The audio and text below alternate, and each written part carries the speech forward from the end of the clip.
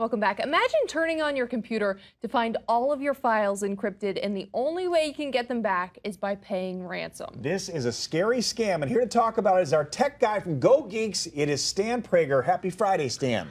Happy Friday, and thanks for having me back on the show. Always, always. I've mentioned in the past that sometimes I feel like Dr. Doom with some of the stories I tell. You have to be, though. Yeah. So this is kind of a Dr. Doom week. So in 15 years of running GoGeeks in East Longmeadow, this is the worst I've seen. There's been variations of this in the past, but this is absolutely the worst. They make you pay for your files? Yeah, well, so I'll give you the kind of the Reader's Digest version of it. It's called CryptoWall 3.0. And it's the latest version of this. And what happens is, if you open an email and click on a link or click on the attachment in the email, it releases this code, malware code, that runs in your computer. You open it, there's nothing there. You don't think anything of it. You go on with your life, of course, right? Over 24 to 48 hours, it encrypts all of your files, your Word documents, your Excel, your music, your pictures, everything you have. And then suddenly, something shows up on the screen that says you are encrypted. If you want to get your files back, you have to pay a ransom, usually $500 to $600. So this could be all of your family photos and vacation pictures, and it's obviously not legal. No, obviously not. That's why it's a scam. Yes, I was looking at it from a business standpoint. Going, This seems like a lot of work, though, for $500 or $600. I mean, how long does it take these hackers to encrypt all your files? The beauty of this is that our biggest concern in the past has always been somebody uploading your personal information, right? In this particular case, they don't touch your personal information. They just disable it, so you can't use it. Imagine your car is in the driveway, but you can't start it or move it. That's what happens essentially, and all they're doing is downloading a code. They're not doing any work at all. The code's running in the background. It is encrypting all of your files. By the time the message comes up, it's too late.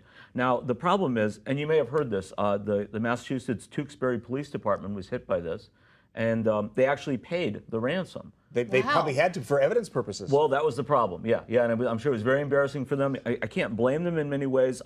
They actually were backing their files up. You know, we always hear about this. The most important thing is to back your files up in case your hard drive crashes or in case something like this happens.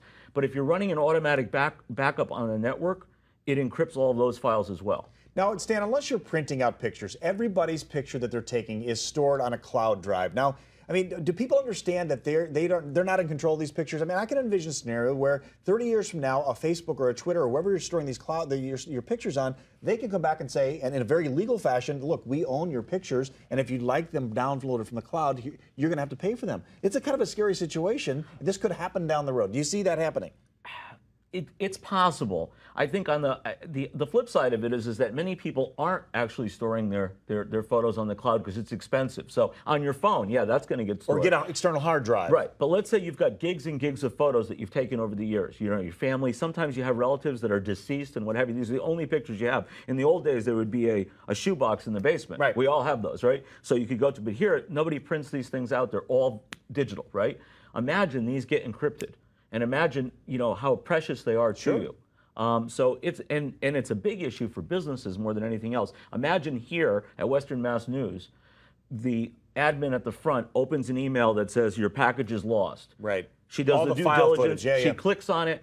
Over the next 24 to 48 hours, all of your computers, everything, your server, all your backup, everything is encrypted, and you can't access it. That's a Scary stuff. disaster scenario for us, Stan. Yeah, it's a disaster scenario for everyone. A lot of people. And so I would say two things, okay? First of all, certainly the due diligence and backup is important, but don't leave your external hard drives plugged into your computer all the time on automatic backup. Keep them external, yeah.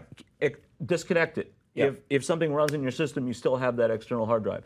And then the second thing is, you know, be cautious about an email that comes in that says your package is lost or your bank account's compromised.